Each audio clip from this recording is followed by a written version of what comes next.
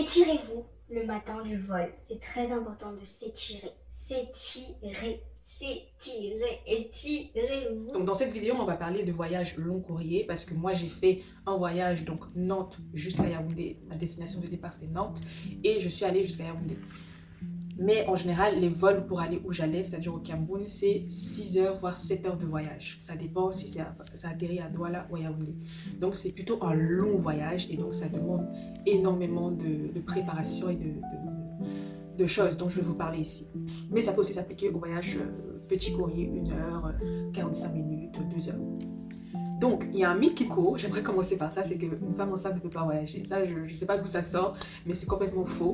Il y a des gens qui pensent que voyager enceinte, c'est dangereux pour le bébé ou pour la femme enceinte. Je ne sais pas d'où ça sort non plus. Moi, je pars du principe, et je l'ai toujours été comme ça, que à partir du moment où la personne qui vous donne un conseil médical n'est pas médecin, on s'en fout de ce qu'elle a à dire en fait. Vous avez envie de voyager et vous avez envie de vous rassurer si dans votre état, dans votre grossesse précise, vous pouvez le faire. La seule personne à qui vous devez parler, c'est une personne qui est médecin.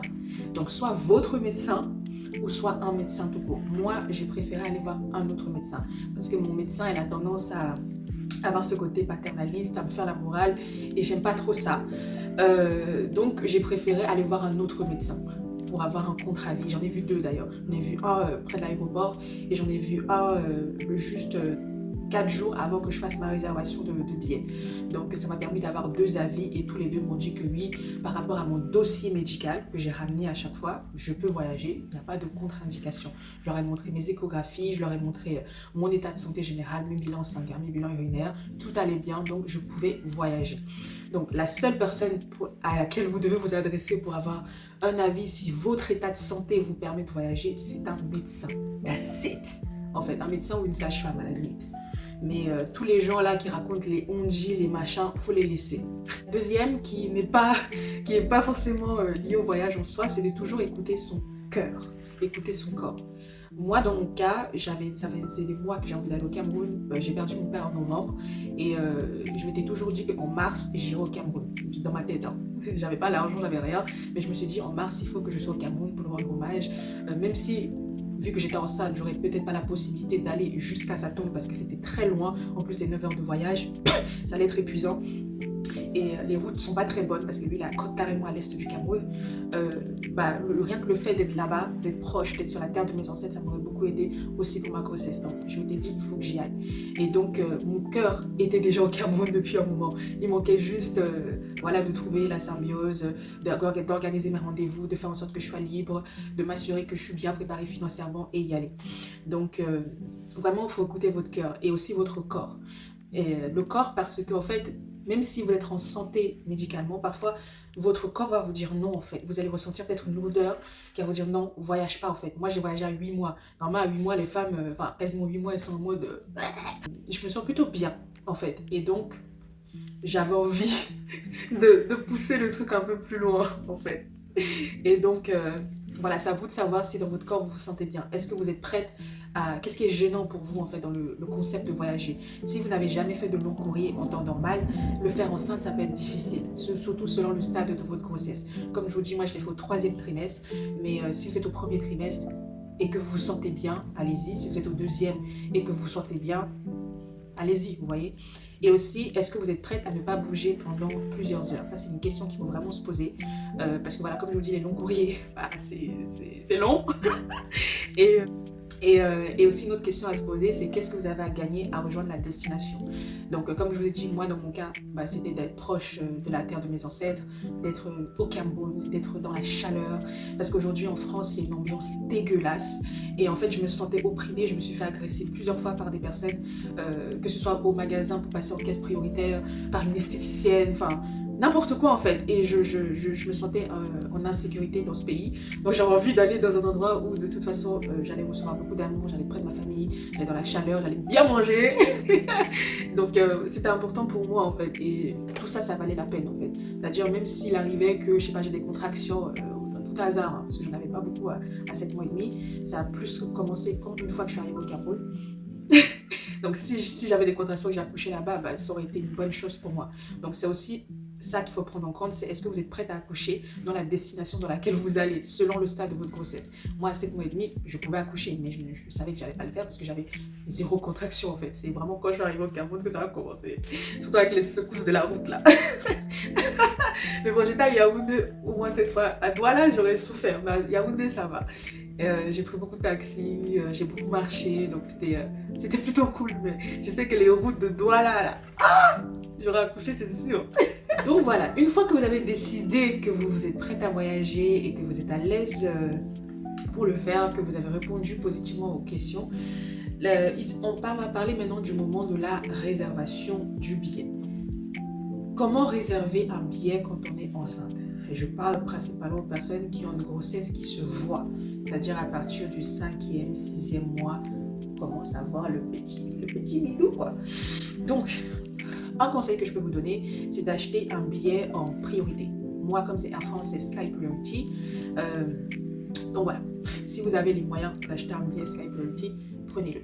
Si vous avez Flying Blue, Silver, prenez un billet Sky Priority. Parfois, quand vous prenez même un billet en déco, quelques jours avant votre voyage, Air France vous propose un upgrade de siège, plus d'espace pour les jambes, etc. Donc, n'hésitez pas à profiter de ça. Moi, j'ai eu des propositions à 100 €, 120 € pour un billet en business pour Paris, donc dans Paris, et aussi pour Paris-Yaoundé. Mais bon, j'avais pas prévu ça, mais j'ai gardé ça en tête pour les prochains voyages. Il ne le propose pas forcément au moment de la réservation, mais il le propose après. Donc ça, c'est plutôt pas mal. Et sachant que les billets business, souvent, ils sont carrément hors de prix par rapport aux billets éco.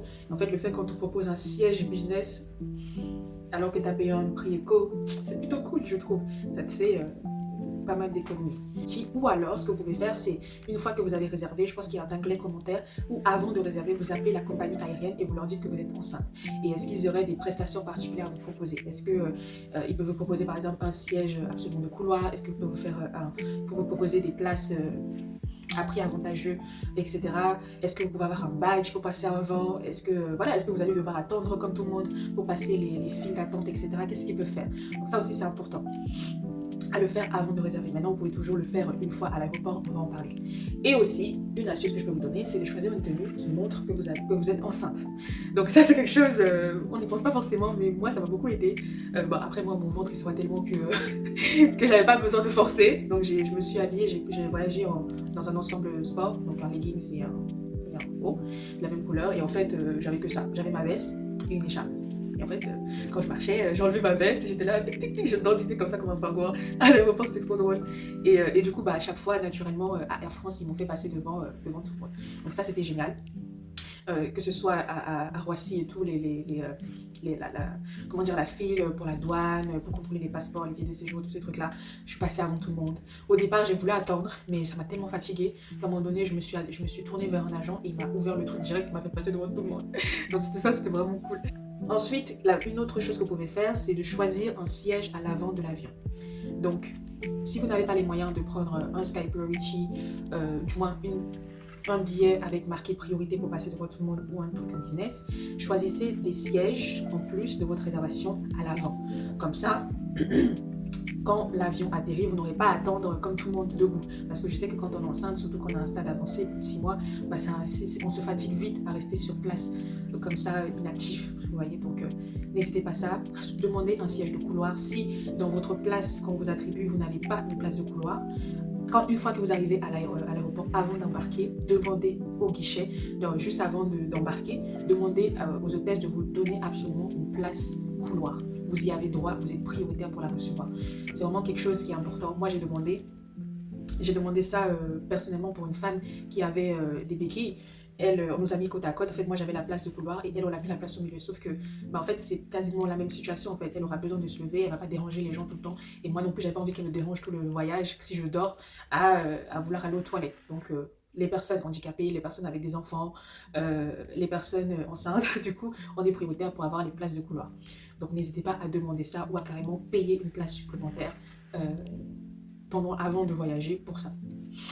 Donc, voilà mes astuces pour tout ce qui est avant de voyager.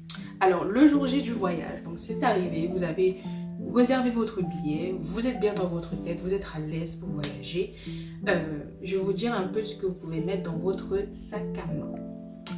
La première chose qu'il faut mettre, je pense que vous en doutez, c'est les bas de contention. Les bas de contention, les amis, c'est la base de toute la grossesse, même sans voyager. Mais c'est vraiment la base. Moi, j'ai tendance à avoir des problèmes de circulation dans les pieds, donc c'était évident que j'allais prendre des bas de contention. On a des très bons bas de contention qu'on peut prendre en pharmacie. Vous allez demander une ordonnance à votre médecin. De toute façon, ils vous la font quasiment naturellement. À partir du troisième mois, vous y avez droit. Vous avez droit, je crois, à 6 paires par an, gratuites. Donc, n'hésitez pas à demander. Là, comme il fait un peu chaud, plutôt des chaussettes. Si ça ne vous gêne pas trop d'avoir la circulation coupée au niveau juste en dessous du genou. Mais si vous voulez vraiment des bas, prenez des bas. C'est vraiment important pour favoriser la circulation, surtout avec toute la pression de l'air, etc. Et un truc qui est un peu surprenant, c'est prenez des trucs pour vos mains. Parce que moi, je ne m'y attendais pas du tout. Mes mains, elles ont gonflé pendant le vol. Mais vraiment, elles étaient moite. Et je ne les sentais plus. C'est-à-dire que je n'avais plus aucune force dans mes mains. Et ça, je ne l'avais pas vu venir. Ensuite, voyager avec une ceinture de grossesse. C'est important pour que ça tienne votre ventre et que vous ayez de la stabilité pendant le vol. Pendant l'avion, c'est important, mais en temps normal, c'est optionnel, c'est à vous de voir. Mais ça permet vraiment d'avoir une stabilité au niveau du ventre. Et de toute façon, quand vous êtes dans l'avion, au moment de le décollage ou de l'atterrissage, on vous donne toujours, moi Air France, ils m'ont donné ça, un coussin, là c'est trop gros, mais j'ai un bout d'oreiller, mais un coussin, genre, imaginez 4 fois moins la taille de ça, que vous mettez en bas de votre ventre, je vais vous montrer, comme ça, que vous mettez ici, et en fait vous mettez votre ceinture par-dessus. Donc ça c'est ce qu'on m'a donné de faire, et ça permet vraiment d'avoir le bébé qui tient bien pendant l'atterrissage ou le décollage. Donc ça c'est vraiment important. Mais après si vous voulez l'enlever, enlevez-le. Ensuite, voyager avec une grande bouteille d'eau. Ça, c'est vraiment une astuce. Je pense que c'est valable pour tout le temps, en fait. Même quand vous prenez le bus ou le train ou le tram, voyagez toujours avec une bouteille d'eau. Désormais, là, depuis 7 mois, je sors toujours avec une bouteille d'eau. Je me fiche de racheter des bouteilles, j'achète toujours ma bouteille d'eau. Parce que, j'ai ma peau qui a commencé à beaucoup s'assécher en tant que personne noire. Donc, forcément, j'ai besoin de m'hydrater. Et là, avec la grossesse, c'est encore plus accentué en fait. J'ai vraiment la peau qui s'assèche et extrêmement vite. Là, je le vois par exemple sur mon visage, les soins de beauté, les crèmes hydratantes. Je dois doubler les crèmes hydratantes parce que voilà, ma peau, elle absorbe vraiment très très vite les produits. Donc, c'est vraiment important de rester hydraté. Donc, ça peut être de l'eau, l'eau ennuyeuse comme ça, où vous pouvez mettre un fruit dedans. Moi, en général, je mets de la mangue ou je mets de l'ananas. Je mets un peu de pomme. Je mets du sirop de temps en temps. Je mets de la menthe. J'essaie un peu de varier, de donner du goût à l'eau parce que l'eau, c'est un peu fade. L'eau seule, c'est un peu fade, mais c'est important. Et aussi, quand vous arrivez à bord de l'avion, n'hésitez pas, dès que vous rentrez, de demander aux hôtesses de vous donner de l'eau. Et moi, j'ai droit aller-retour à 2 grandes bouteilles d'eau comme ça. Et si ça finit, vous pouvez redemander. Hein. Vous êtes prioritaire pour ça. Donc, profitez de vos privilèges. Ensuite, qu'est-ce qu'il faut mettre dans son sac? Mettre des fruits, des snacks, comme j'ai envie de dire. Donc, ce que vous aimez grignoter en temps normal, des gâteaux, des machins, parce que vous risquez d'avoir faim. Et je sais qu'en tant que femme enceinte, nous, on a souvent faim et notre estomac, il est réduit. Donc, on mange beaucoup moins en une fois et on a tendance à diviser les repas. Donc c'est vraiment important d'avoir toujours un truc à grignoter, etc. Surtout si vous avez des voyages longs courriers. Moi j'ai voyagé 9 heures. Heureusement le matin j'avais pris un bon petit déjeuner copieux au moment de partir. Un au post-it, donc les fameux trucs qu'on met autour du cou là pour soutenir le cou, ça peut être très important, très intéressant, surtout quand vous voulez dormir. Moi comme je bouge beaucoup, en vrai j'en ai pas besoin. Mais c'est important pour avoir de la stabilité au niveau du cou. Voyez. Ensuite, des bouchons d'oreilles, surtout pour le décollage, l'atterrissage, les amis, les bouchons d'oreilles. Parce que moi, à chaque fois qu'on atterrit, j'ai des oreilles qui sifflent et c'est hyper désagréable. Et aussi pour éviter les bruits ambiants, si vous avez par exemple des enfants à côté de vous, des gens qui crient ou des gens qui s'engueulent. Dans tous les vols que j'ai pris pour aller au Cameroun, il y a toujours des gens qui s'engueulent. Bon, cette fois-ci, c'était moi, parce que la fille derrière moi, elle supportait pas que j'allonge mon siège. Parce que je lui ai dit, en fait, I don't care. Like, this is my trip. I paid, so whatever. T'es pas contente, change de siège. Tu vois ce que je veux dire? Bref. Et donc, prenez des bouchons d'oreilles. Ensuite, votre dossier médical. J'ai oublié de le dire, mais c'est super important. Donc tout ce qui est échographie, bilan sanguin, bilan urinaire, bilan diabète, tout ça. Votre carte de groupe sanguin, très important. Prenez, voyagez toujours avec, mettez-le dans votre sac, cabine, tout simplement, votre sac à main.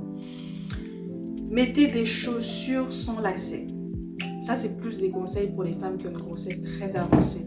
Donc, si vous avez plus de 6 mois de grossesse, plus de 7 mois, ça peut être compliqué de mettre vos chaussures.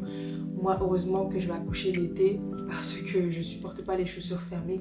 Donc, je vais m'acheter beaucoup de sandales, beaucoup de mocassins, de ballerines, des choses qui sont assez faciles à mettre. Donc, voilà, n'hésitez pas à prendre ça. Ou alors, mettez des chaussures... ou alors, si vous avez tendance à être frileuse comme moi j'ai pris des chaussettes en dessous. En plus des bas, je mets des chaussettes et ensuite je mets des sandales. Donc ça, c'est plutôt cool. Ou alors, je mets des baskets et j'enlève les lacets en fait. Je mets des baskets pour le mettre sans lacets. Ça, c'est plutôt cool parce que être comme ça, baissé à mettre ses lacets, c'est... Je suis fatiguée, j'ai plus la force. Mon ventre me fait quand même voyager en général, pas juste à bord d'un avion. C'est d'avoir une crème hydratante. Donc là, j'ai acheté une crème fermeté que de toute façon, je vous ai montré dans la vidéo que j'ai fait sur ma routine pour la peau. Ça, c'est une crème qui est superbe. Et j'ai remarqué que je l'utilise depuis environ 1 mois.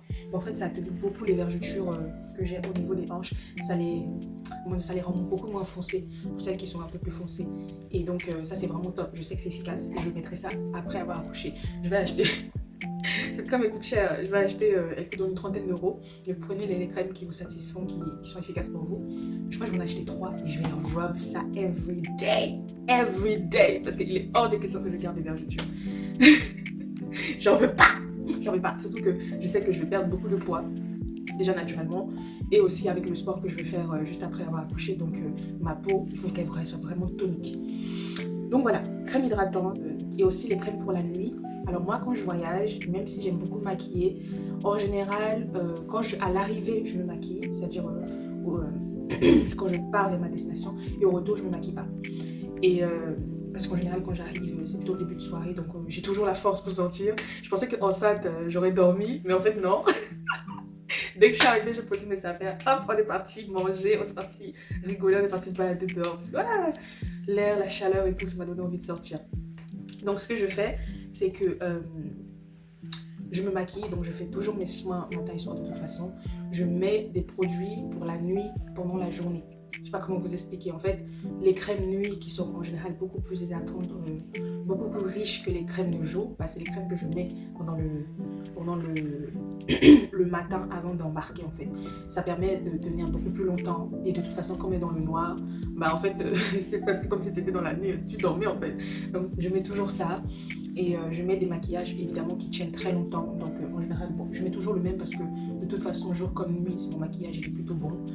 J'ai des maquillages assez haut de gamme donc Dior comme vous pouvez voir là. Donc ça tient plutôt bien et voilà. Et j'ai toujours ce que j'aime beaucoup, ça dépend de chacun, une brume ou une lotion que je vais spray sur mon visage. C'est vraiment quelque chose qui me fait du bien. Surtout si par exemple au bout de près de 3 ou 4 heures le maquillage coule un peu, ou vous avez le visage un peu froissé parce que vous avez mis votre visage trop longtemps dans un sens, en fait ça permet de redonner la vie à votre visage en fait. Donc ça c'est super important. Ensuite, un maquillage longue tenue, ça je l'ai dit avant. Donc le maquillage longue tenue, évidemment testez avant d'embarquer. Allez à Sephora, allez chez Nocibé, Marionneau, testez les choses, demandez aux vendeuses et voyez vraiment. Essayez par exemple un maquillage, allez peut-être le matin si vous avez le temps et testez les maquillages et voyez si ça tient vraiment longtemps pour que ce soit beau. Et moi comme en général j'arrive, c'est mon copain qui m'accueille, j'ai envie d'être jolie quoi. Même si j'ai fait 9 heures de voyage, j'ai envie d'être fraîche. Surtout en tant que femme enceinte, maintenant que j'ai mon gros ventre là. J'ai envie d'être mignonne. Donc ouais, j'aime bien me maquiller quand je voyage. Et puis de toute façon, en vrai, ça c'est pas moi qui le dis, c'est la vérité. Mais s'il y a des gens qui sont pas d'accord, quand vous êtes belle, les gens ils sont beaucoup plus gentils avec vous. Quand vous demandez quelque chose, les gens ils sont beaucoup plus agréables. Donc c'est du 2 en 1, ça vous doit. Les serviettes hygiéniques, ça peut être important si vous avez des fuites, etc. Les serviettes hygiéniques. Et aussi les serviettes hygiéniques, pourquoi? Parce qu'en fait, comme on fait beaucoup pipi quand on est enceinte, moi je pense que j'ai dû faire 10 allers-retours quand elle est, non plus. Heureusement que j'avais un siège de couleur, franchement sinon les voisins je les aurais. Bah, en fait, c'est important parce que de toute façon, mettre une culotte qui ne marque pas et d'avoir une serviette parce que de toute façon, à force de faire pipi, vous allez forcément à un moment donné vous faire pipi dessus. Je pense, hein, c'est normal, ou vous allez sentir la pisse. Donc, pour ne pas sentir la pisse, mettez des serviettes et puis au bout de 2-3 tours aux toilettes, changez-la, remettez-en une autre. Donc, il y a des toutes petites serviettes, le petit format que vous pouvez mettre, etc. Ça, c'est plutôt bien. Moi, j'ai horreur de sentir mauvais. Je supporte pas les mauvaises odeurs, donc c'est des choses qui sont assez importantes pour moi. Et comme je voyage avec des gens, j'ai pas envie de les mettre mal à l'aise. Vous voyez ? Donc c'est important de changer, de sentir bon tout le temps. Évidemment, si vous aimez les parfums aussi, prenez votre parfum, parfumez-vous avant de monter et parfumez-vous avant de descendre. Ça, c'est un conseil plutôt général. Moi, j'aime beaucoup les parfums, donc j'ai toujours un petit spray quelque part qui se balade dans un sac ou quoi, et bah, du coup, je suis toujours parfumée. Mais c'est vraiment important d'avoir une brume hydratante ou d'avoir une lotion hydratante pour défatiguer votre visage, juste pour vous redonner de la vie. Parce que les voyages, c'est long. Surtout, moi, mon voyage de 9 heures, c'est vraiment long. Après, c'est vrai que je ne l'ai pas trop senti parce que j'avais un voisin avec qui j'ai beaucoup discuté, j'ai regardé des films, j'ai fait des mots croisés, donc c'est vraiment passé vite. Mais je sais que je suis quelqu'un, ça c'est ma personnalité en fait, je ne sais pas m'ennuyer. Il y a des gens, rester sur place comme ça, c'est juste insupportable pour eux. Et en fait, le fait d'avoir quelque chose qui vous distrait, ça peut être super important. Donc n'hésitez pas à avoir ça. Un pull chaud, parce qu'à bord du vol il fait froid. Quoi qu'il arrive, même s'il fait chaud, il fait froid. Donc n'hésitez pas, il fait toujours plus froid en vol que sur terre, donc n'hésitez pas. Un peu chaud, une écharpe surtout. Moi, comme je suis frileuse, j'ai tendance à avoir très vite la grippe. Donc voilà, n'hésitez pas à prendre une écharpe. Et surtout quand on est enceinte, on est plus facilement vulnérable par rapport aux bactéries et tout. Donc pour éviter tout ce bullshit, prenez un col roulé, puis mettez une écharpe. Même si vous allez, il fait très chaud comme là, moi j'allais. Une fois que vous êtes arrivé, enlevez ça, mettez un t-shirt en dessous et puis vous êtes tranquille. Et évidemment, si vous avez une grosse poitrine, j'ai oublié de le dire, mettez une brassière. Mais bon, ça c'est la base en fait. Il n'y a pas besoin de voyager pour savoir ça en fait. Mettez une brassière. Étirez-vous le matin du vol. C'est très important de s'étirer. S'étirer. Étirez-vous. Donc, le dos, les épaules, les bras, les jambes, tout ça, le cou. Étirez-vous avant de voyager, c'est super important. Ça va vous détendre. Et ça, c'est même quelque chose que je vous conseille de faire pendant le bain. Et évidemment, méditez, respirez. Voyager, c'est censé être fun, où vous allez penser aux personnes que vous allez rencontrer, aux personnes que vous allez retrouver, à l'ambiance, à la chaleur, si vous êtes dans un pays chaud, voilà, à toutes les choses que vous voulez faire, toutes les choses qui vous font plaisir. Donc, vraiment respirez, prenez genre 5 minutes avant de partir pour l'aéroport, pour vous poser, pour imaginer, mettez votre chanson préférée, juste respirez. C'est ça. Pour moi, la méditation, c'est pas forcément un truc qu'on a assis, on fait c'est trop ennuyeux ça. Tu mets ta musique, tu danses. La méditation aussi, c'est la danse, tu chantes si vous aimez chanter. Voilà, tu fais quelque chose qui te fait te sentir bien là pendant 5-10 minutes. Et après, hop, tu mets ton sac et tu vas à l'aéroport. Donc voilà pour ce qui est des astuces. Ensuite, cette vidéo elle est hyper longue, donc on va s'arrêter là et je vais vous faire une deuxième partie pour la partie où vous êtes à l'aéroport. Quelles sont les astuces que je peux vous donner parce que cette vidéo devient vraiment trop longue. Waouh. C'est parti, on se retrouve dans la deuxième partie de la vidéo.